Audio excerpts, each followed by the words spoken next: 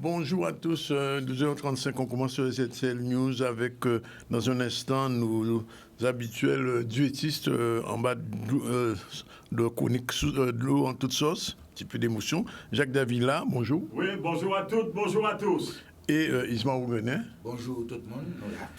Un peu plus tard, on aura Marilène Ferdi, la chroniqueuse de ICC News, qui reçoit Marie-Thérèse Chouni, qui est professeur des cultures de la communication. Et puis on va terminer avec Céline Moïsa Antonius, Michael Herblanc, qui est un dessinateur qu'on va recevoir de manga.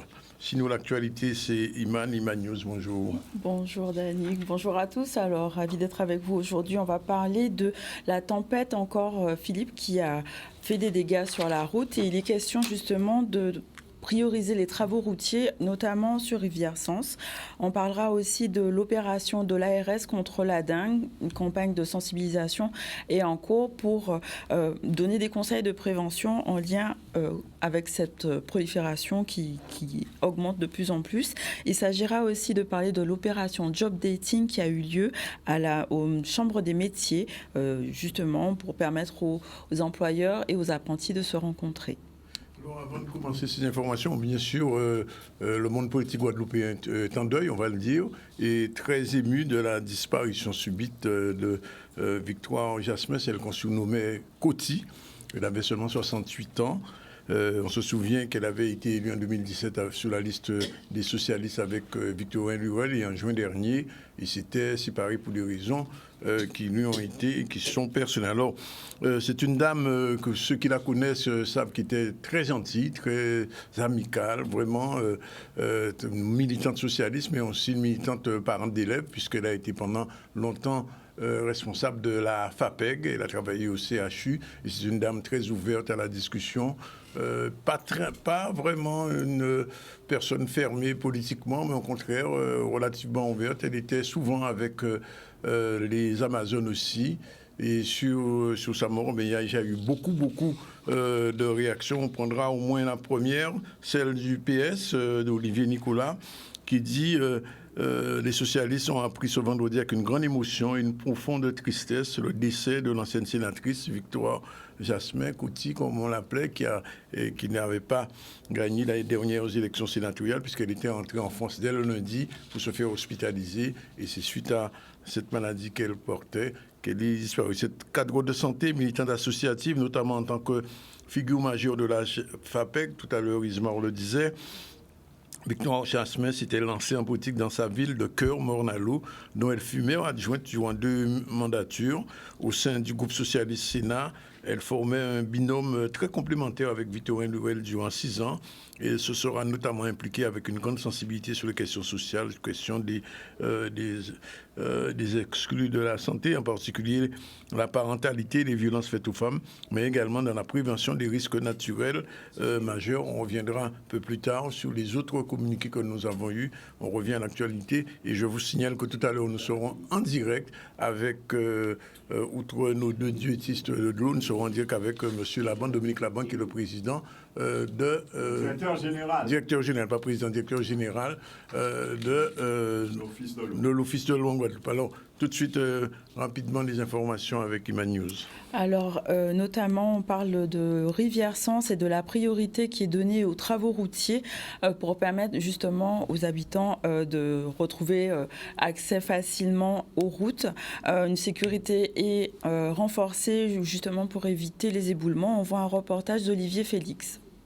Le conseil départemental Route de Guadeloupe ainsi que l'ensemble des entreprises nous afférons à pouvoir sécuriser cette route et surtout rétablir la circulation pour la population, puisque nous savons que Vieux-Fort aujourd'hui est en souffrance.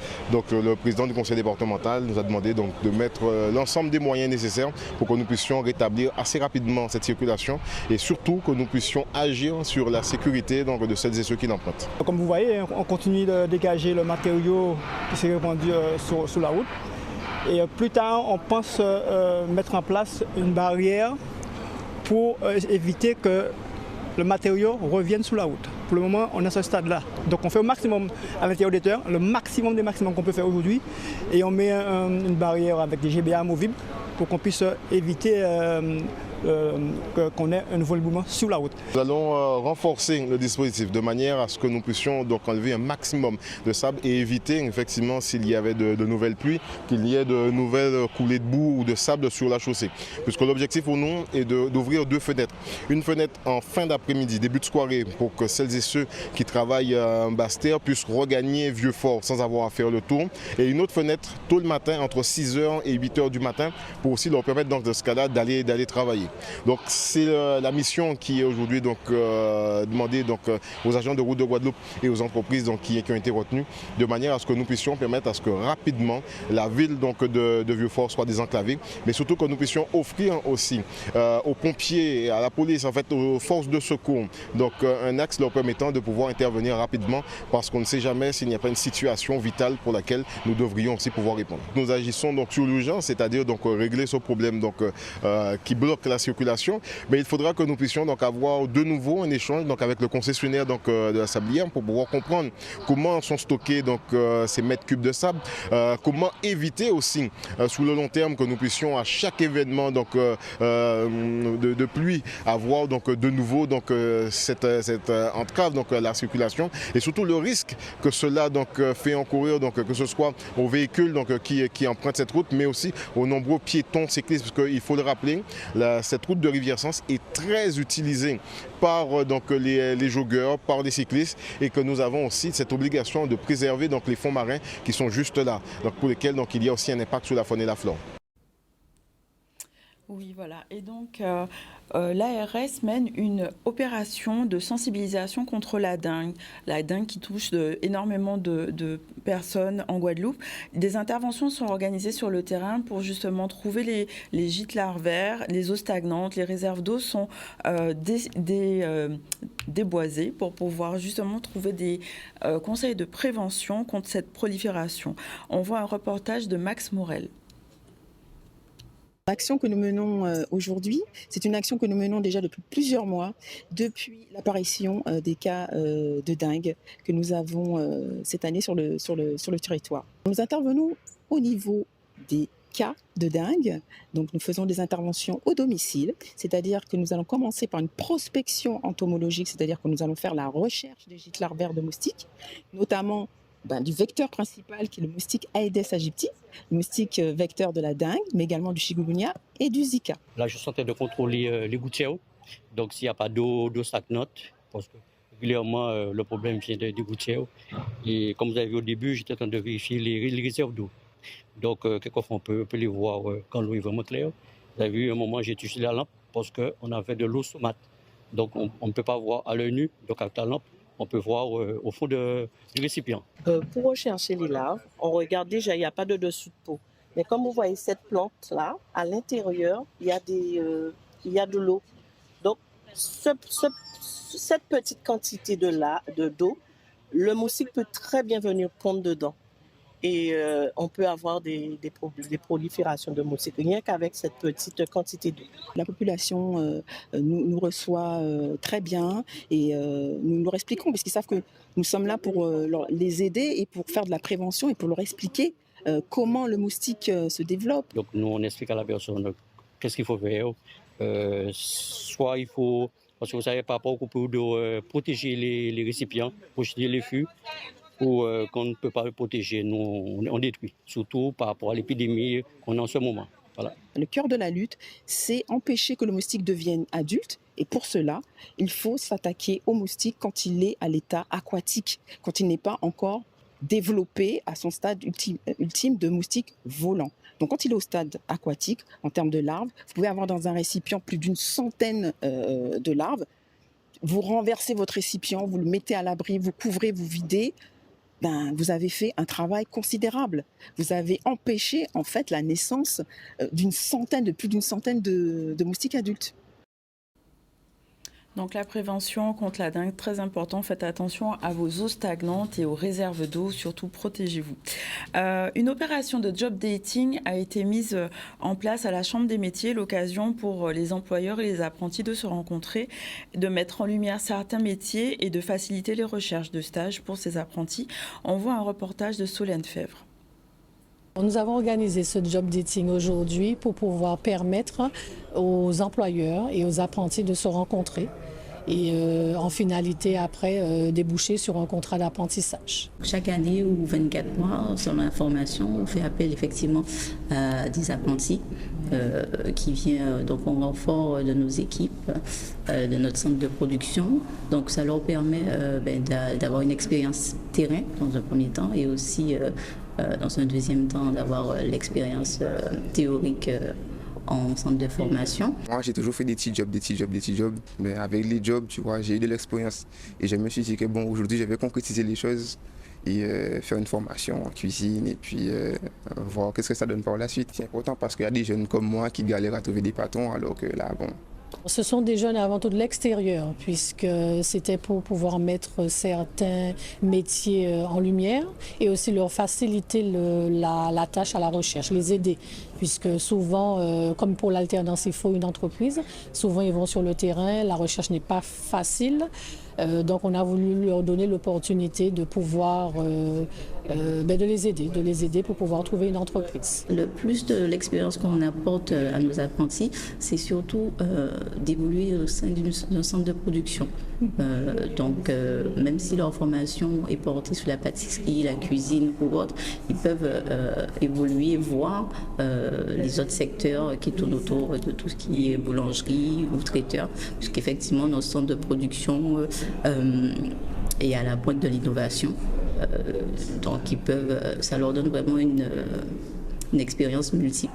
On a parlé de mes expériences, ce dont ils recherchaient, et puis moi aussi, tu vois. Et puis ça s'est bien passé. Il n'y a pas eu d'équiproquo ni de malentendus. Sinon, ça va. Si je n'ai pas d'expérience, je ne pars pas confiant, ben en vrai, j'ai perdu. Moi, je suis un combattant, donc ça va. Voilà. Bien, c'est l'heure maintenant de retrouver, je vous l'ai dit, Jacques Davila et Ismaël Ogoné, puisque comme vous le savez, c'est le moment de parler de l'eau en toute sauce, puisque cette semaine encore, il y a eu beaucoup de problèmes. Nous avons déjà en ligne monsieur Dominique Laban. Alors, je vous laisse d'abord, Jacques, introduire le sujet, puis après, on prend Dominique Laban en direct au téléphone. Oui, très bien. Nous avons aujourd'hui, mesdames, messieurs, M. Dominique Laban, qui est directeur général de l'Office de l'eau de la Guadeloupe. Il va vous présenter les missions qui sont celles de l'Office de l'eau, dont le SDAGE, le schéma directeur d'aménagement général des eaux de la Guadeloupe, c'est-à-dire les eaux pluviales, les eaux potables, les eaux d'assainissement, ainsi que la protection des rejets et de l'environnement, qui sont une des missions de l'Office de l'eau, mais ainsi qui vous fera part de ces problèmes qui ont un effet important, induit, direct, sur la vie des usagers dans la relation que nous entretenons avec le SMGAG et tous les autres organismes qui s'occupent de l'eau, que ce soit la DEAL ou autre chose. Monsieur Laban, vous êtes le bienvenu. Oui, bonjour Monsieur Davila et bonjour Monsieur Zandronis. Donc, et bonjour aux auditeurs de Canal 10. J'ai pas pu venir sur place parce que j'ai un conflit d'agenda et j'ai une autre réunion à Basse-Terre. Je vais un peu corriger le propos introductif de M. Davila en rappelant l'émission de l'Office de l'eau. Nous sommes un établissement public rattaché au conseil départemental et nous assurons le suivi des milieux aquatiques dans le cadre de la directive cadre européenne,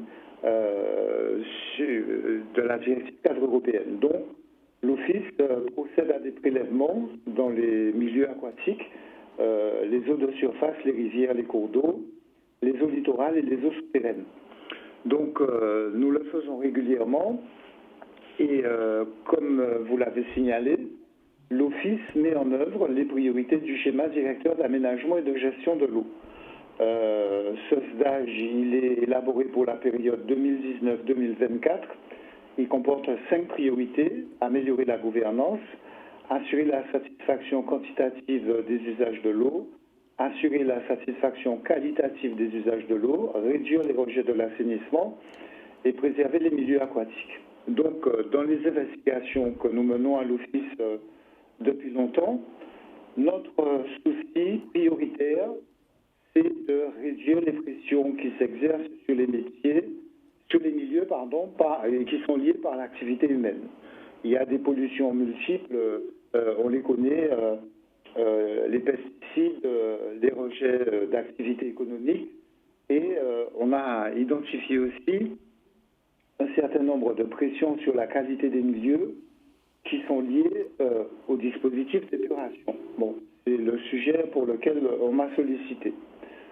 Aujourd'hui, ce que je peux vous dire, c'est qu'il y a plusieurs partenaires qui interviennent dans le domaine.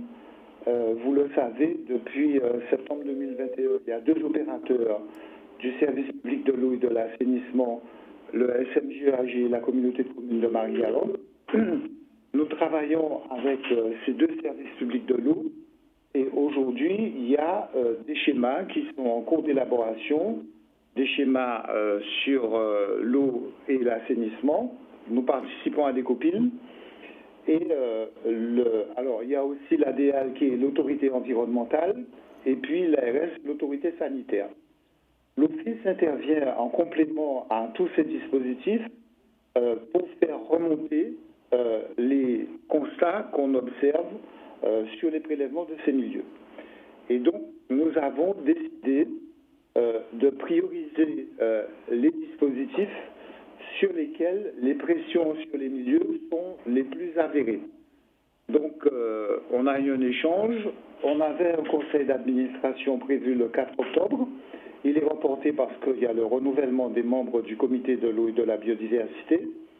Et donc, très probablement, au mois de novembre, l'Office va délibérer sur une volumétrie financière de l'ordre de 10 millions d'euros pour contribuer à l'amélioration des systèmes d'épuration sur l'ensemble du territoire, mais comme je viens de vous l'indiquer, en priorité sur les zones dans lesquelles les pressions sont les plus fortes. Donc là-dessus, les dossiers sont conformes. Notre action dans le domaine de l'assainissement ne s'arrête pas là, puisque nous avons déjà depuis plusieurs années lancé des appels à projets dans lesquels on propose aux propriétaires ou aux copropriétaires de lotissement collectif ou aux bailleurs sociaux des dispositifs de remise en conformité de leur système d'épuration. On le fait de façon équitable sur l'ensemble du territoire et donc on a aujourd'hui une amélioration significative de ce dispositif puisqu'on a 12 systèmes qui ont été restaurés et on a en portefeuille 11 nouvelles demandes avec les bailleurs sociaux et les propriétaires de lotisseurs pour remettre en conformité le dispositif d'assainissement. Tout cela s'organise dans la mesure du possible, en bonne intelligence, avec les partenaires du service public de l'eau et de l'assainissement, l'ADEAL et les usagers, puisque on est souvent confronté à des problèmes de rejet ou de non-conformité. Vous imaginez bien que notre priorité, c'est d'assurer un bon état des milieux aquatiques. C'est l'objectif prioritaire de l'Union européenne à l'horizon 2027. Et donc, l'Office investit beaucoup sur le suivi de la qualité de ces milieux et les mises en conformité des pressions, des activités qui génèrent des pressions sur les milieux aquatiques. Voilà ce que je peux vous dire. Monsieur le directeur général, est-ce que vous pourriez dire aux auditeurs de Canal 10 quelle est la situation exacte de l'assainissement à la Guadeloupe, la situation des stations de traitement des eaux usées, ainsi que celle du SPANC, le système particulier, les fosses septiques, dont le service est quasiment inexistant, selon moi, bien entendu, mes propos n'engageant que moi. Merci à vous.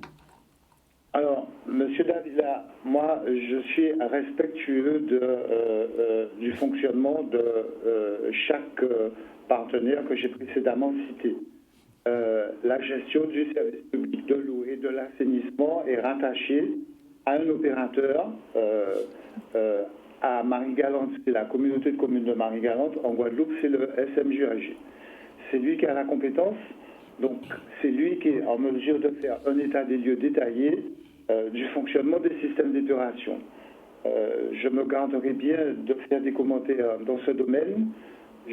Nous observons des pressions sur les milieux, nous les faisons remonter et nous avons, au conseil d'administration de l'Office de l'eau, décidé de mettre l'accent sur la réparation des zones où les pressions sont les plus élevées. Donc on a identifié les stations d'épuration et que des dispositifs, alors vous le savez, il y a un distinguo entre les stations supérieures à 2000 équivalents habitants et les stations inférieures à 2000 équivalents habitants. En dessous de 2000 équivalents habitants, nous sommes très toniques avec des appels à projets, comme je vous l'ai dit, avec des bailleurs sociaux, avec des propriétaires de lotisseurs.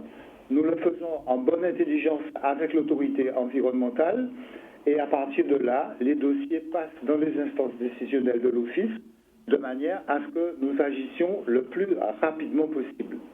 Alors maintenant, sur la situation globale, chaque année, dans le rapport d'activité de l'Office de l'eau, on dit très clairement les moyens mis en œuvre par l'Office, mais aussi vous savez qu'on réalise en partenariat avec d'autres institutions, l'État, la région, le département et le service public de l'eau, les chiffres clés de l'eau. Et chaque année, on identifie l'état du dispositif d'assainissement collectif et non collectif, parce que ce que vous devez savoir aussi, c'est que au niveau de l'assainissement non collectif, les rejets des eaux pluviales occasionnent des pressions supplémentaires sur la qualité des milieux. Donc nous sommes vigilants, nous faisons régulièrement des points intermédiaires, nous avons un observatoire de l'eau dans lequel toute la donnée collectée par l'Office de l'eau est disponible et donc nous sommes dans le cadre d'un partenariat en bonne intelligence. Monsieur Laban, c'est Isma Oguenet du comité de l'eau Nord-Bactère. Alors, je vous pose une question, parce que comme nous, je défends les usagers de l'eau, et comme nous avons une bonne participation dans le financement de l'Office de l'eau, qu'on voit les prélèvements sur nos factures, je voudrais savoir si l'argent qu'on nous prélève, effectivement, est entièrement restitué à l'Office de l'eau. Parce que je savais que par le passé, beaucoup de communes n'avaient pas reversé l'argent, ou des communautés d'agglomération, etc., n'avaient pas reversé l'argent à l'Office de l'eau. Est-ce que cette situation s'est apurée? Est-ce qu'on ne pourra pas continuer comme ça? L'argent prélevé sur les usagers, c'est pour l'Office de l'eau qui a une action importante, notamment dans la préservation de la ressource en eau. Alors, merci M. Oguenet pour votre question.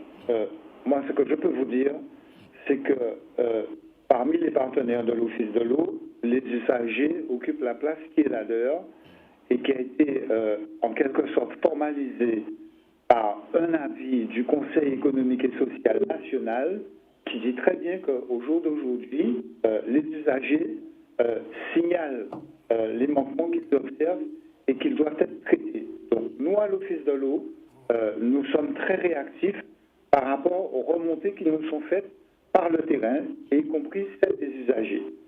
Sur le problème que vous évoquez, moi, mon travail, c'est d'informer le conseil d'administration sur l'état de recouvrement, parce que, comme vous le savez, la redevance que nous collectons, elle est clairement fléchée. Le Code de l'environnement est sans ambiguïté.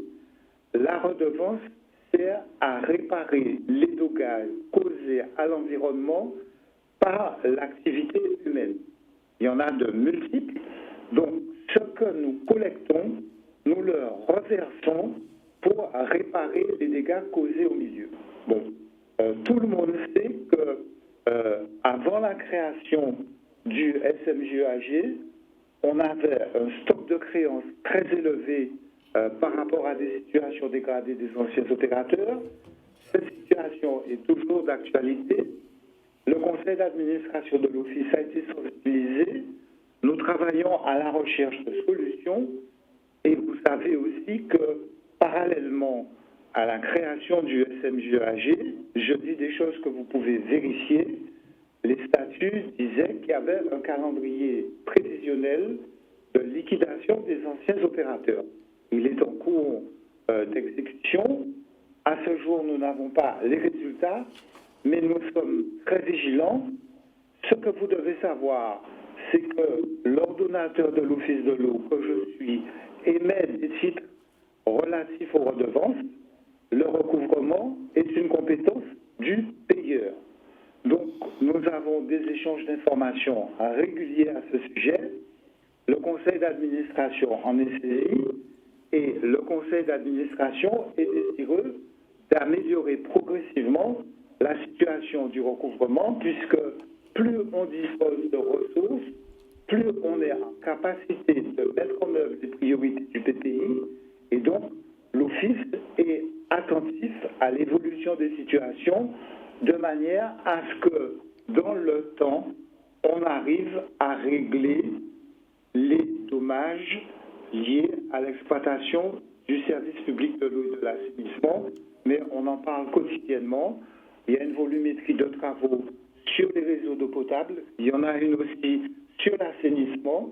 L'Office intervient en complément, mais prioritairement pour réparer les dégâts causés au milieu et à la biodiversité.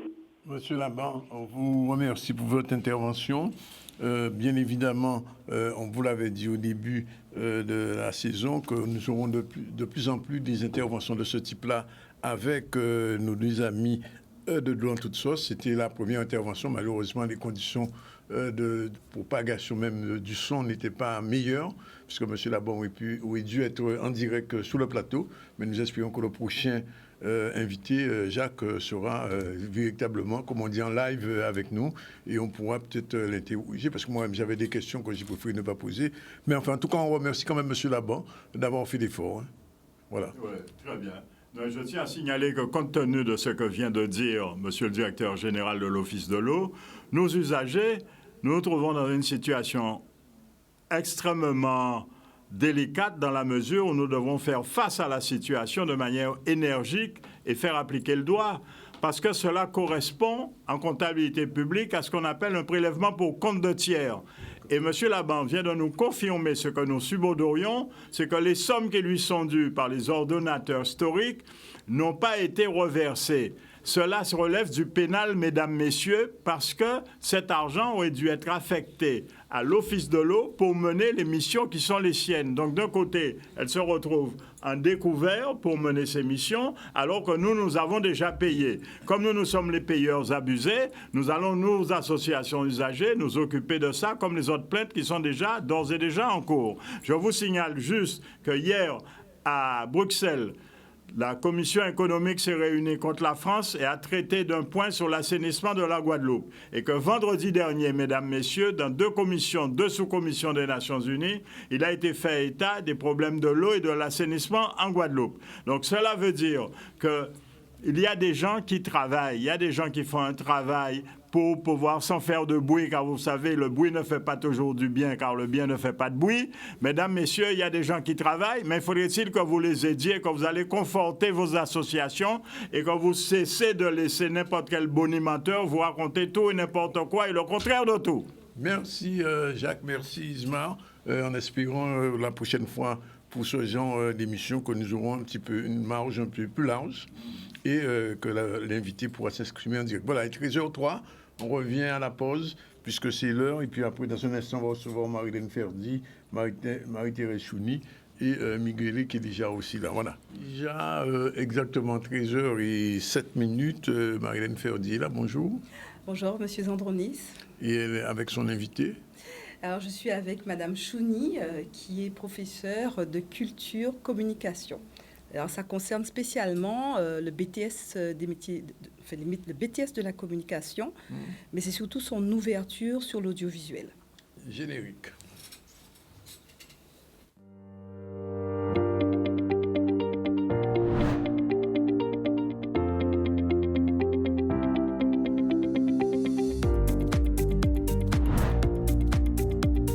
La chronique Culture et Cinéma News, c'est tous les vendredis à 13h dans le ZCL.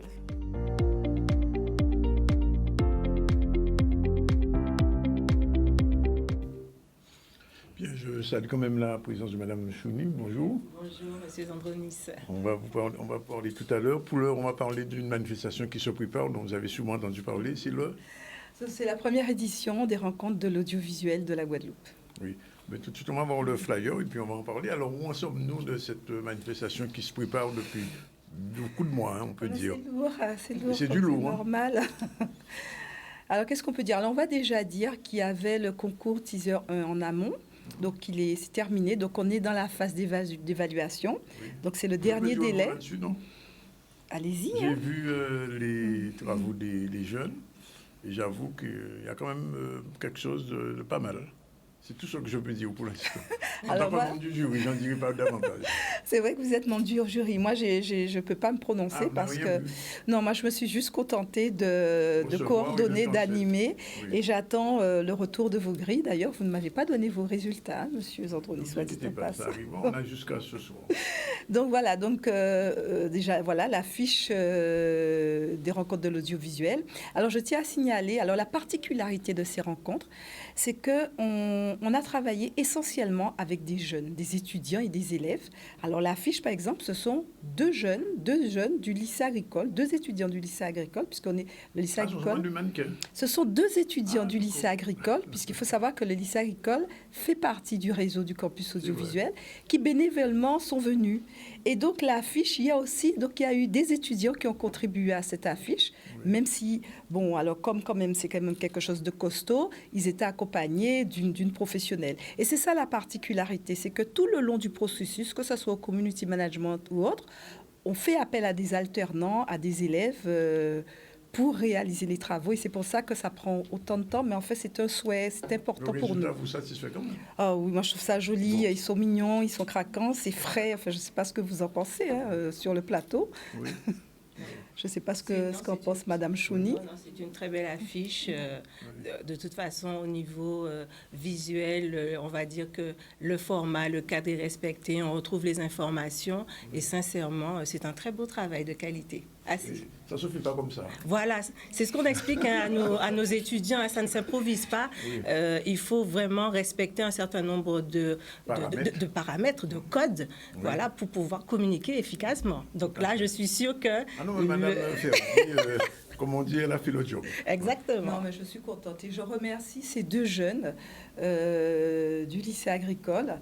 Donc, ils sont en licence en agro-transformation. Merci encore d'avoir joué le jeu. Et parce que, et puis bon, ils sont vraiment jolis. Et puis bon, voilà, au-delà de l'affiche et Vous remerciez notre graphiste aussi. Oui, on remercie notre graphiste puisque ça n'a pas été évident parce que c'est vrai qu'il y avait les délais à respecter. Et vraiment, elle a fait un travail extraordinaire dans le délai qui était imparti. Je tiens aussi à remercier notre graphiste. Je ne nomme pas, je la nomme pas. Oh ben, Sandrine, que vous avez reçue la semaine dernière. Et c'est cette même... Alors Sandrine aussi est réalisatrice, parce que c'est elle qui a réalisé le teaser de l'ICC News. Voilà. Fait. Une femme, vous voyez, beaucoup de femmes. Hein. Oui, oui, bien sûr, ça, bon. D'ailleurs, il n'y a que des femmes, là. Hein. Bon, alors, donc, le 17... alors, il faut s'inscrire, justement, parce qu'il y a un numéro de téléphone pour le programme, il faut s'inscrire. Alors, c'est bien qu'aussi, on peut revenir à l'affiche. Oui. Alors, le plus important, on explique qu'il faut s'inscrire. Alors, il faut s'inscrire, donc, l'adresse mail, c'est campusluminance@gmail.com, où vous nous envoyez un texto et nous, on se chargera de vous recontacter pour valider l'inscription, puisque ça se passe dans les jardins de Guadeloupe la première, et il y a une jauge à respecter. Alors, au moment où je vous parle, nous sommes déjà à environ 150 participants. Et la jauge, c'est combien? La jauge, c'est 300. Et au moment où je vous parle, j'ai 60 en attente. Donc, on peut dire qu'on est déjà, on a touché les 200. Est-ce que les étudiants de Mme Chouni seront là? Si, c'est bon, ils sont déjà comptabilisés. Ils sont déjà comptabilisés. Puisque Mme Chouni, elle a la double casquette. Donc, elle est, comme on va l'expliquer, elle est exposante, puisqu'on reçoit tous les exposants des métiers donc, qui seront au salon. Mais elle est aussi... Alors, elle a plusieurs fonctions. Donc, il faut savoir que son lycée va peut-être nous mettre à disposition, enfin, j'espère, des étudiants pour l'accueil. Ce que je vous ai dit, c'est que des élèves, des étudiants. Tout va bien. Mais là aussi, ils viendront, ces mêmes étudiants aussi viendront écouter les conférences, puisqu'il y a aussi des conférences métiers qui seront proposées pour découvrir les métiers de l'audiovisuel. Oui. Il y a une conférence particulière quand même. Alors, il y a une conférence particulière. Je sais qu'elle vous tient à cœur. Alors, je vais dire à ces téléspectateurs pourquoi M. Zandouis, quand il dit ça, il sourit, il est content. Je ne vais même pas pleurer quand même. Il est content parce que c'est lui le modérateur de la conférence. Donc, c'est une conférence qui nous tient à cœur. Donc, ça va être, on va dire, le point d'orgue des conférences. Donc, c'est la conférence sur l'évolution du métier de journaliste, à l'ère de TikTok et de l'intelligence artificielle. Oui. Donc, ça réunit, donc on aura un plateau de professionnels de toute la presse de la Guadeloupe, donc presse écrite, presse numérique, télé, radio, tous seront là et je tiens d'ores et déjà à les remercier. Et ce sera en direct. Et donc, il y aura un direct, comme indiqué, il y aura un direct. Donc, la conférence se tient, je crois, à 12h. Oui. Et il y aura un direct, voilà. Et donc, il faut savoir que toute la presse sera présente parce qu'ils pourront couvrir l'événement. D'accord. Parfait. Alors, venons-en à Mme Chouni, quand même. Oui, quand même, c'est quand même l'autre chevet. Alors, pourquoi Mme Chouni, j'ai tenu à ce qu'elle vienne? C'est parce qu'il y a une grande nouveauté dans le BTS Communication, c'est qu'enfin, le référentiel est modifié. Et on aura des compétences qui correspondent aux exigences du métier actuellement.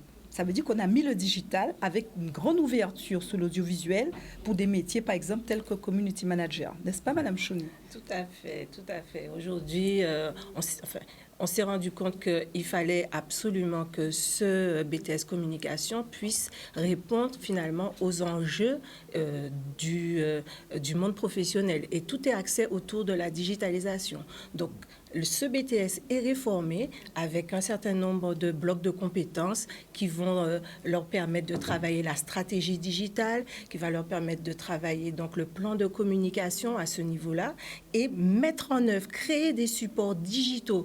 Donc, par exemple, travailler sur des podcasts, créer des applications, s'organiser effectivement pour créer des pages web. Et d'autant que on a dorénavant des ateliers de professionnalisation où on aura des intervenants extérieurs qui vont pouvoir justement impliquer les étudiants dans cette formation et aussi leur proposer leur savoir-faire et leur apprendre des techniques justement, par exemple sur des logiciels et leur proposer aussi, pourquoi pas, des situations réelles où ils pourront produire comme je l'ai dit, ces fameux supports. Donc, c'est vraiment intéressant. Alors, on voit, je crois que les téléspectateurs peuvent voir quelques métiers de la communication en lien avec l'audiovisuel, parce que je tiens à rappeler tout ce qui est presse, médias, publicité. Ça rentre dans le secteur de l'audiovisuel. Donc, en plus, on peut ajouter Mme Chouni, donc community manager, ce qui est très demandé, attaché de presse, média planeur. Le média planeur, c'est quoi? C'est le chargé de médias dans les entreprises. Alors, c'est vrai que le community manager absorbe, il est aussi média planeur. On aura aussi l'assistant de com, le chargé de com. Donc, voilà. Tout à fait. Tous ces métiers en lien non seulement avec l'audiovisuel, mais aussi avec le monde de la publicité, puisque de toute façon, finalement, notre BTS est assez généraliste, mais il ouvre un tas de perspectives, finalement, et d'orientation professionnelle, puisque nos étudiants, lorsqu'ils vont sortir donc, avec ce BTS, ils peuvent prétendent à se spécialiser dans les métiers justement qui ont été évoqués. Si moi je cherche une assistante, je peux vous téléphoner. Tout à fait. Pourquoi? Parce que notre référentiel maintenant nous permet de former ces étudiants-là. Donc ils auront les bases bien évidemment, mais ils pourront après se spécialiser lorsqu'ils arriveront justement à la licence. Alors, on va prendre l'exemple. Alors, pour les étudiants, pourquoi c'est intéressant? Les étudiants de ce BTS, l'objectif pour nous, à travers ce salon, c'est leur montrer les possibilités de débouchés qu'ils peuvent avoir dans l'audiovisuel, parce qu'on recherche le type de profil de communication aussi dans le secteur de l'audiovisuel. Et c'est la raison pour laquelle, pour eux, il y a un thème, donc, qui a une conférence qui est animée par des professionnels de l'audiovisuel qui s'appelle « Devenir technicien audiovisuel ». Pour expliquer tous ces métiers, certains en tension dont on a déjà besoin et répondre à toutes leurs questions comme ça pour leur donner cette opportunité de venir soit en stage ou de pouvoir travailler directement. Oui. On espère qu'ils vont apprécier parce que je pense que ce que vous proposez lors de ce salon sera vraiment bénéfique pour eux. Ils pourront découvrir, finalement, conforter soit leur orientation professionnelle, mais élargir aussi leurs horizons et voir ce qui se fait et, comme on l'a dit, pouvoir se perfectionner. C'est l'objectif. Et chaque année, vous avez une promotion de combien d'étudiants? Donc, ça varie, sincèrement, ça varie. Là, nous avons eu de très bons résultats puisque nous avions 18 étudiants. Nous avons eu la majeure de promotion donc Antilles-Guyane. Donc, on en est très fiers. Un petit coucou à mademoiselle Laurie. C'est de bonne guerre. Nous dirons que c'est de bonne guerre, tout simplement, voilà. Mais c'est vrai que c'est un BTS qui est vraiment recherché. C'est vraiment recherché, que l'on soit à Gerville ou à la Persévérance. Les étudiants viennent à nous. Et en tout cas, tous les retours que nous avons eus de nos étudiants qui finalement poursuivent dans le métier de journaliste autour de l'audiovisuel, hein. On en a qui sont photographes ou encore dans la communication, la publicité. Certains ont déjà monté leur propre boîte, comme on dit. Eh bien, les retours qui nous sont faits, c'est que ce sont des personnes performantes. Donc, on sait que la formation a été efficace et eux-mêmes aussi, ils ont les qualités pour. Alors, nous sommes au début du mois d'octobre, la rentrée vient d'avoir lieu. Je pose quand même la question, est-ce qu'il y a des étudiants qui vous entendent dans ce moment? L'appel est lancé. Au contraire, venez vous inscrire au lycée de la Persévérance. Alors, moi, je tiens à dire que j'aimerais avoir un stagiaire de deuxième année. Donc, parce que la période de stage tombe en plein... Vous faites de l'alternance aussi? Pas encore. Pas encore? Pas encore. Oui. En tout cas, ce qui est sûr, c'est que c'est quelque chose qui est très demandé. Et honnêtement, le rectorat encourage fortement donc, les établissements à entrer dans l'alternance. Donc, pour l'instant, comme notre BTS est en pleine rénovation, ce n'est pas encore mis en œuvre, mais ça ne saurait tarder. Ça, c'est clair. Alors, moi, ce que je voulais signaler quand même, c'est que ce que j'ai apprécié, c'est la collaboration entre ces deux établissements. Donc, le lycée La Persévérance et le lycée Gerville-Riache. Ce sont les deux enseignants se connaissent, puisque c'est le lycée Gerville-Riache qui m'a orienté vers le lycée La Persévérance en me disant ils ont aussi un BTS communication, ça serait bien aussi de les recevoir. Alors, voilà, ça, je trouve ça intéressant. Dans notre scoop d'il y a 5 ans, j'avais une étudiante du BTS du Gerville-Riache qui était chroniqueuse ici et qui chaque semaine faisait un sujet sur la publicité. Et elle s'en est bien sortie. Aujourd'hui, elle est responsable de la communication à l'Office du tourisme de la Martinique. Voilà. C'est formidable. C'est vrai que c'est un parcours exemplaire. Non, c'est un diplôme. Alors, ce qui est intéressant avec ce diplôme, le diplôme du BTS Communication, et encore plus depuis la réforme du référentiel, avec l'ouverture sous le digital et l'audiovisuel, c'est qu'il a des compétences transversales. À présent, aucune entreprise ne peut travailler si elle n'a pas un budget de com. Et depuis le Covid, encore plus. Les communicants sont devenus indispensables et on les retrouve partout. N'est-ce pas, monsieur?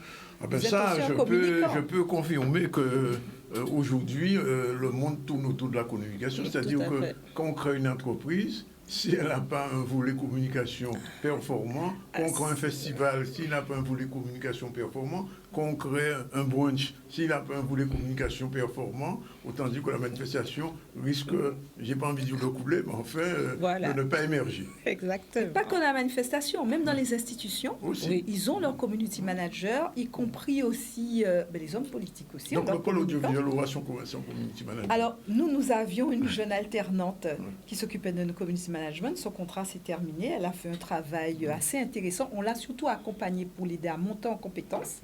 Et là, on aimerait bien faire l'expérience avec les jeunes du BTS, la Persévérance. Et bien sûr, toujours pareil, les accompagner pour les aider à monter en compétences aussi. Tout à fait.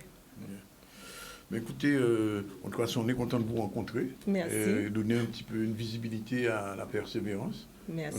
On a envie de vous dire de persévérer.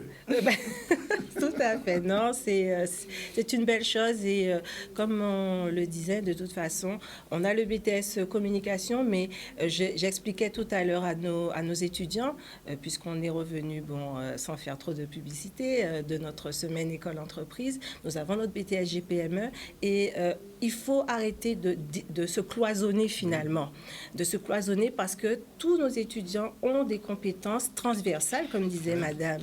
C'est nécessaire. Ah oui, tout à fait. Et donc, ils sont en tout cas amenés à travailler aussi bien dans les institutions, en entreprise, dans le domaine associatif aussi. On a besoin de communicants. Donc voilà, l'appel est lancé en tout cas. Madame Ferdi, il vous reste 2 minutes pour parler de la conférence des métiers. Revenons un petit peu là-dessus. Non, quand même, je vais finir par... alors, on va finir par le cinéma. Alors, on a l'ouverture. Alors, la saison des festivals a commencé. Alors, je suis toute guillerette parce que ce soir démarre le CinéStar Film Festival. Donc, c'est le premier festival qui lance la saison avec des films magnifiques à l'affiche et toujours des avant-premières. Donc, moi, j'invite les Guadeloupéens à se rendre, aller regarder le cinéma. C'est dans un seul lieu, c'est au CinéStar. Et il y a de super films. Les prix, alors j'ai vu qu'il y a eu vraiment un effort sur les prix. Allez sur le site, osez, parce que on a beaucoup d'a priori. Moi aussi, j'avais ces a priori avant d'intégrer le campus. Depuis que je suis au campus, j'ai découvert le niveau de nos réalisations. On n'a pas à rougir. Vous verrez de très beaux films, pas que de la Guadeloupe, mais d'Afrique, de la Caraïbe. Allez-y, allez sur le site. Et il y a eu vraiment un effort sur les prix. Donc n'hésitez pas, ce week-end, allez au cinéma. Bien. Ben, écoutez, on remercie. Il est 13h24. On prend la seconde pause. On vous remercie en tout cas, Madame Chouni. Bonne chance à vos étudiants et étudiantes. Et puis, on se retrouve vendredi prochain. Vendredi prochain, je vais juste annoncer, ça sera avec Stéphanie James. Et on parlera... Stéphanie James. Et là, on parlera de la Caraïbe, des Antilles, du cinéma, des états des lieux et d'Interreg. Voilà. Voilà. 13h25, deuxième pause. Merci. Voilà, c'est la dernière partie du ZCL. On va recevoir dans un instant Céline Moïsa Antonius. Bien bonjour. Bien bonjour. Qui parlait avec nous de KBM, parce que KBM a fait des bidins et souvent nous avons recevoir responsable à KBM. Et puis, bien sûr, Miguel, bonjour. Bonjour. Tout va bien? Oui, je vais très bien. Je vais très très bien. On fait un retour sur l'actu avec Iman News notamment. Oui, au niveau des titres, nous avons parlé des travaux réalisés sur Rivière-Sens, la priorité donnée aux travaux routiers pour permettre un dégagement et une circulation libre. Nous avons aussi abordé l'objet de l'ARS et de la dengue, qui est un sujet vraiment très important. Une opération sur le terrain est réalisée par l'ARS pour donner des conseils de prévention en matière de prolifération contre les moustiques. Il s'agissait aussi de l'opération Job Dating à la Chambre des métiers pour permettre aux apprentis et aux employeurs de se rencontrer. Voilà pour les titres. Voilà. Merci Iman. Je rappelle, on l'a dit tout à l'heure au début, le décès de l'ancienne sénatrice de la Guadeloupe, Victoire Chassemet, âgée de 68 ans. Elle est morte hier soir.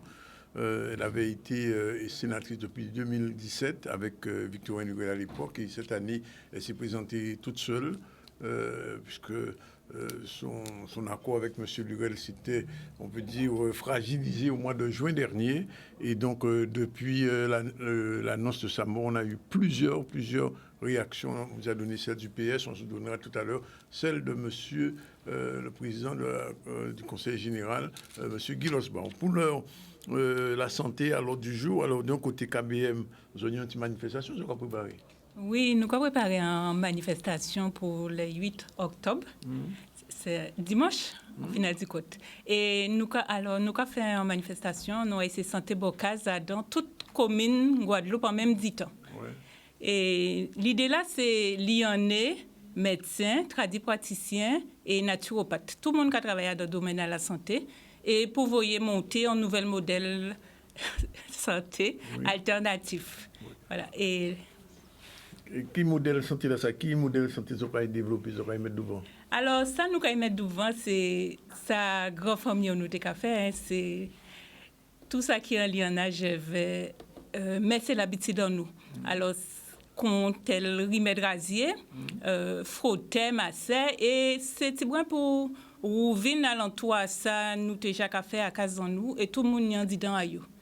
Donc c'est ça nous veut mettre devant et l'idée là aussi c'est voyez monter la prévention parce que souvent de fois nous avons été pris dans ça nous a créé médicaments curatifs et nous avons oublié faut pas ça meilleur pas tomber malade. Donc nous voulons tout le monde rester gaillard. Pour prendre nous avant de vos. C'est ça, pour nous avoir de vos pauvres. Et donc, ça qui est fait dans toute la Guadeloupe, qui gens ça qui a organisé ça? Chaque monde à côté de qui fait un comportement manœuvre? Alors, nous j'apparais ça, hein, et dimanche, chaque commune, ni moun capote manœuvre, et quand elle nous abîme, nous organisé manifestation là à l'MJC. Alors, il y a d'autres communes qui ont organisé ça, comme Bouillante, Marie-Galante, tout partout aussi Guadeloupe. Donc, ils ont invité médecins, ils ont invité naturopathes, ils ont invité frotteurs, ils ont invité masseurs. Et ils ont invité toutes ces gens à ça. Et ils ont fait un beau cantage à l'entour de l'idée à la santé. C'est les noms derniers habitants qui m'ont dit quand même, sur la santé, qui nous veut la dire là. Dire là qu'il bien, nous allons continuer le travail, nous allons cacher ça. Mais nous avons une grosse manifestation là, prête, et nous allons mettre des cortiquaises là devant, et c'est vrai ça, quoi. Ça qui est belle. Nous allons prendre rendez-vous là pour dimanche? Oui, nous allons prendre rendez-vous pour dimanche. Alors, vous dites Marie-Galante, tout partout, hein, Marie-Galante, Bouillante, Capestel, Désirade, Gauzier, Goubert, Bastet, Baïf, Saint-Claude, Goyave, tout partout, toute commune. Dernier mot pour les gens qui ne connaissent pas comment ça veut dire KBM. Alors, K pour nous boire et manger. Voilà. Il faut même temps est-ce qu'on est là derrière, pour nous boire et manger et pour nous porter nous bien. Mais pas ni qui ça, ni manger, ni sortir là, nous avons choisi sur l'économie là, nous avons choisi sur langue là, nous avons choisi sur pays des rois, nous avons choisi sur l'argent là. Donc nous dans toute la société là. L'idée là, c'est faire monter un nouveau modèle de société et mettre le système en place. Merci Céline pour ça. 13h35, à un petit moment, nous recevons Michael et Aublanc qui est là. Mais pourquoi il est là? Nous n'avons pas les petits bruits de Miguel. Bien bonjour alors. Je vous écoute. Alors bonjour. Oui, je rejoins beaucoup la prévention, c'est très important. On va parler de Octobre Rose, mais on va parler des cancers. Pas forcément que des cancers des femmes, mais des hommes et des enfants aussi, parce que tout le monde est dans ce complexe de pathologie. Et je reviens en fait sur la Santella asiatica, c'est très important pour les patients qui font de la radiothérapie. Donc en prévention pour justement préparer la peau à recevoir la radiothérapie pour éviter les radites. Donc la Santella en couche épaisse là où vous avez la tumeur, donc c'est très important. On parle aussi du Kojic pour les taches brunes qui peuvent être suite à tout simplement la tache brune suite à la radiothérapie. Donc vous pouvez utiliser matin et soir pour justement vaincre cette tache. On va parler de la cicoléa, par exemple, tout simplement pour après les chimiothérapies. Vous avez des sécheresses vaginales, les femmes, donc n'hésitez pas. Vous pouvez aussi utiliser cette crème pour tapisser tout le vagin, pour tout ce qui est lichen, sécheresse vaginale. Et puis, il y a aussi des effets indésirables suite à la radiothérapie, chimiothérapie. Ça peut être tout simplement des démangeaisons au niveau des mains et des pieds. Donc, vous avez aussi le baume fluide à base de Santella et d'aloe vera. Donc les produits sont naturels, bien sûr, que vous pouvez utiliser pour une hydratation sur la journée, mais aussi pour vos démangeaisons. Puis c'est vrai que nous avons toute une gamme de cheveux, de gel lavant, pour éviter justement le dessèchement cutané, pour préserver votre peau. Donc j'appelle aux femmes, oui bien sûr, mais aux hommes aussi et aux enfants.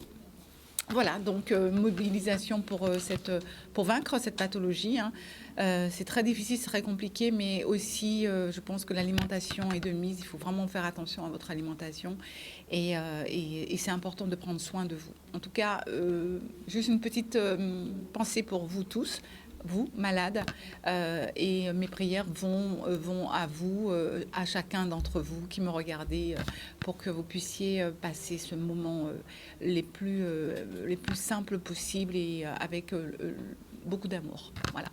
Alors, tous ces produits sont en vente Alors, sont en vente en pharmacie, que vous pouvez trouver en pharmacie, avec ou sans prescription. On a beaucoup de prescriptions de médecins généralistes, d'oncologues. Vraiment, c'est des produits qui sont de plus en plus utilisés. On arrive sur la 9e année de distribution. Et puis, vous trouvez aussi les produits sur notre site www.obioma.fr. Le site est sécurisé, donc vous pouvez y aller sans problème. Voilà, livraison rapide. Et à partir de 60 € d'achat, vous avez la livraison gratuite. Voilà. Est-ce qu'il y a déjà un produit pour les piqûres de moustiques? Ah oui, nous avons parlé de la dengue. Alors la Santella à plusieurs indications. Donc, c'est pour la dengue. Alors, pour la dengue, on va parler des éruptions cutanées. Je reviens dessus, c'est très important. En couche épaisse, oui, en couche épaisse. Elle est antibactérienne, elle est non photosensibilisante. Alors, on en a parlé pour les brûlures jusqu'au 2e degré, mais vous pouvez aussi l'utiliser même pour un érythème fessier d'un bébé, pour toutes les dermatoses existantes, puisqu'on l'utilise pour les eczémas aussi, notamment, mais vous pouvez vraiment l'utiliser pour la dengue. Alors les piqûres de moustiques, vraiment, allez-y. C'est un produit qui est antibactérien, qui a déjà démontré. Je vois pas très bien. Centella asiatica, voilà. La Centella asiatica, vraiment, qui est un produit magnifique. Je crois que nous avons des médecins, Cicolea, Centella, enfin voilà. Bien. Nos médecins ont traité des choses vraiment extrêmes et je recommande. La petite seconde, les 3 dixièmes est dépassée. Je vous souhaite de passer une très belle journée et je prie vraiment pour chacun d'entre vous pour la restauration de vos âmes. Voilà. Alors, je vous l'ai dit, on allait recevoir Michael Herblanc, mais on le connaît plutôt sous le nom de Smikey. Bonjour. Bonjour à tous. Merci d'être avec nous. Michael, vous êtes un mangaka, ce qu'on appelle un mangaka. Oui, c'est ça. Alors, vous pouvez rapprocher un tout petit peu du micro, sans vous se penser, et nous dire un petit peu comment vous êtes arrivé au manga. Alors, comment je suis arrivé au manga? Tout simplement en regardant des mangas. Oui. Tout petit, dès l'âge de, je sais pas, quand j'étais en primaire. Déjà. Ouais, déjà. Et je pense que Dragon Ball Z passait à la télé à ce moment-là. Donc, ouais, c'est à partir de là que je me suis vraiment intéressé au manga. Ouais. Mais alors, bon, ça c'est une chose de le regarder, mais après, pour dessiner. Pour dessiner maintenant, ça c'est autre chose. J'ai commencé à pratiquer un peu après avoir vu tout ça. J'ai commencé, mais pas forcément en faisant du manga, en faisant plutôt de la BD. De la BD normale au départ. Et je me suis vraiment spécialisé après sur le manga. Au collège. Oui. Et alors, mais vous avez produit déjà un album, je crois. Oui. Oui. Alors, premièrement, cet album-là, comment vous avez conçu? Parce que le manga, c'est quelque chose qui est né dans le pays asiatique. Nous sommes en Guadeloupe. Alors, comment on passe de l'Asie à la Guadeloupe en faisant du manga? Pas facile à dire, pas facile à répondre comme question. Alors, tout d'abord, pour... c'est ça, on le dit, on le voit, ce que vous avez fait. Il s'appelle Pain. Voilà, tout à fait. C'est le volume 1. Le volume 1. Alors, il faut savoir que maintenant, le manga est très, très, très populaire. Ah oui, c'est international. Voilà, c'est très, très populaire. Et bien, justement, en regardant plein de mangas, j'ai décidé de faire ma propre histoire, de retranscrire, pas forcément la culture chinoise, mais j'ai voulu transmettre quelque chose un peu antillais. Oui. Ça se voit un peu dans tout ce qui est décor, voilà, sur la couleur, sur les décors, etc. Ça se passe beaucoup sur la plage avec des cocotiers, etc. Donc j'ai voulu reprendre ça déjà de base et faire déjà un héros, un héros à noir, couleur noire. Et voilà. Et ce qui est représentatif du Japon, c'est plutôt le style manga. Le style manga, c'est tout ce qu'il y a du Japon en fait dans Pain. Alors, vous avez dit quelque chose tout à l'heure, Mikey, qui est intéressant et que je remarque moi-même, c'est que beaucoup de jeunes commencent vers la BD et puis on se rend compte de plus en plus décline vers le manga. Comment expliquer ça? Parce que le manga est tout simplement plus, on va dire, laisse plus place à l'imagination, à l'écriture. Oui. Parce qu'il faut savoir que la BD franco-belge, c'est pratiquement... C'est très classique. C'est une trentaine de pages en couleur. Oui. Et les histoires... Avec beaucoup de textes. Oui. Et les histoires ne se suivent pas forcément. Oui. C'est souvent des one-shots, des trucs qui ne se... Alors que dans le manga, c'est comme une série. Netflix que vous regardez. Oui, bien sûr, c'est un Netflix qui ne bouge pas. Voilà, vous suivez une histoire, des personnages et au fur et à mesure des tomes, vous apprenez plus à les connaître, etc. Alors demain, vous serez, il faut le dire, demain vous serez à Milinis, on va voir l'affiche. Qu'est-ce que vous avez proposé aux jeunes qui viendront? Alors demain, je serai content d'accueillir tous ceux qui viendront parce que Donc c'est à partir de 14h, oui, voilà, c'est écrit. Oui, parce que j'animerai un atelier manga à partir de 15h et je serai heureux de recevoir tous ceux qui veulent dessiner un peu et leur apprendre à peu près les techniques du dessin, quoi. Alors, est-ce que le tome 2 est déjà en préparation? Alors, le tome 2, oui, est en préparation. Il faut savoir aussi que le tome 1, je vais le refaire entièrement. Ah, vous allez le refaire? Il est épuisé, c'est ça? Comment? Voilà, il tout à fait. Oui, il est déjà en rupture de stock. Ça s'est bien vendu. Oui, il est déjà en rupture de stock. Du coup, je dois refaire tout le tome 1. Il sera modifié ou bien sera texto pareil? Les dessins sont modifiés. Les dessins sont modifiés, mais la trame principale, l'histoire, tout est pareil. Voilà, c'est juste que c'est remis à neuf, on va dire. Oui. Ça va être remis à neuf, remis à niveau. Et je compte le sortir en même temps que le tome 2. Donc, ouais, il y a du travail. Le 2, le tome 1, tome 2. Voilà. Alors, quand on fait une série de mangas comme ça, vous avez commencé le tome 1, ça peut aller jusqu'à combien de tomes? Ça peut aller jusqu'à tant que vous voulez, tant que vous avez de l'imagination. Voilà, l'imagination de faire et tant que vous pouvez, tant que votre histoire vous le permet. D'accord. C'est-à-dire que si vous avez écrit votre histoire sur tant ou tant de tomes, ben, vous savez à peu près, quand l'histoire se finit, ben, vous savez à peu près combien de tomes il vous reste à faire. Mais ça fait beaucoup de travail pour réaliser un manga? À mon échelle, oui. Parce que je dessine sur mon temps libre. Oui. Mais pour un mangaka professionnel qui fait que ça, oui, aussi parce qu'il fait que ça toute la journée. Il faut avoir le scénario. Il faut tout avoir, le scénario, les dessins, la mise en couleur, tout. Et puis l'édition aussi. Voilà, il faut à part l'édition, le mangaka il fait tout seul. Oui, d'accord. Il fait tout seul. Mais écoutez, on est bien content de vous recevoir ici. Et demain, vous aurez toute cette foule de jeunes là, très mangaka. Vous le savez, ils attendent ça avec impatience. Et puis on va vous retrouver aussi à Caribule dans quelques jours. En tout cas, merci d'être là avec nous. Alors, je vais revenir un petit peu avec notre ami Iman pour nous refaire le dernier rappel de l'actu. Et après, on aura terminé. J'avais juste une question. Oui, par rapport au salon, c'est à partir de quel âge? Puisque on n'en a pas parlé. C'est vrai que c'est à partir du plus jeune âge. On peut, dès qu'ils savent dessiner pour nos crayons, à partir de 7 ans. 7 ans. C'est une mère qui pose la question. Oui, bien sûr. Pour toutes les mères, c'est pareil. Ça n'a pas d'âge. 7 ans jusqu'à... Voilà, ça n'a pas d'âge. Dès qu'il sait tenir un crayon, ça va. Hein. D'accord. Et j'ai vu que du coup, il y a une autre date au Fort Fleur d'Épée. Oui. D'accord. Ok, mercredi. Voilà. Oui, le Caribule, c'est en plusieurs 14h. Descriland la semaine dernière, Millénis demain, Fort Fleur d'Épée mercredi prochain, et puis après le MAC. Voilà. On a tout dit. Rappel des infos de Madame Iman News.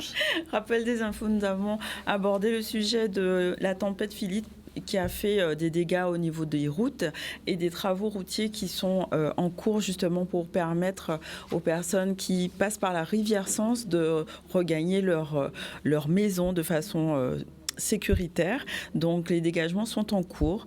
On a aussi abordé l'ARS qui fait justement une opération par rapport à la dengue pour aller sur place, faire des interventions, rechercher les gîtes larvaires et donner des conseils de prévention à la population. Il s'agissait aussi de parler du job dating organisé par la Chambre des métiers de façon à mettre en relation les employés et les apprentis.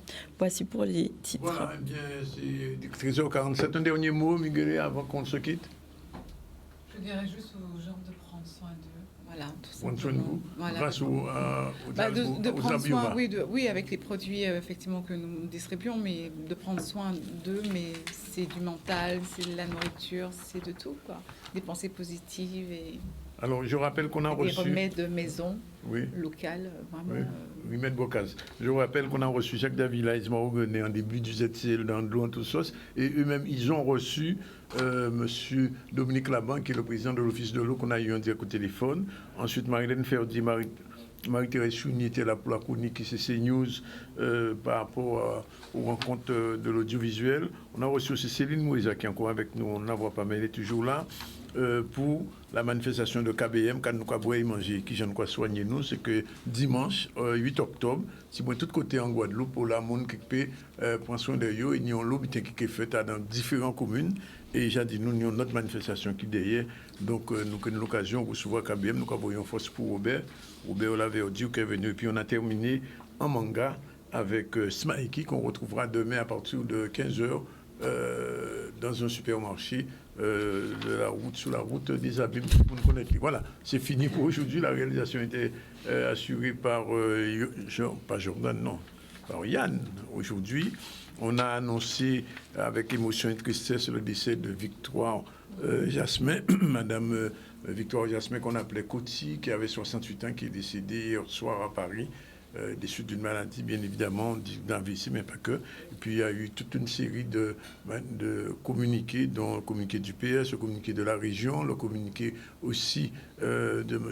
Guy Losbach, qu'il a rencontré récemment encore, et le communiqué de Victorien Lurel, qui vient tout juste d'arriver. Voilà, c'est fini pour aujourd'hui. On vous dit bon week-end. Faites attention sur les routes. On va espérer qu'il n'y ait pas ni trop la pluie, soit la nuit demain. Et puis, on se retrouve, Iman, lundi. Sans problème. Bah oui. Lundi, voilà.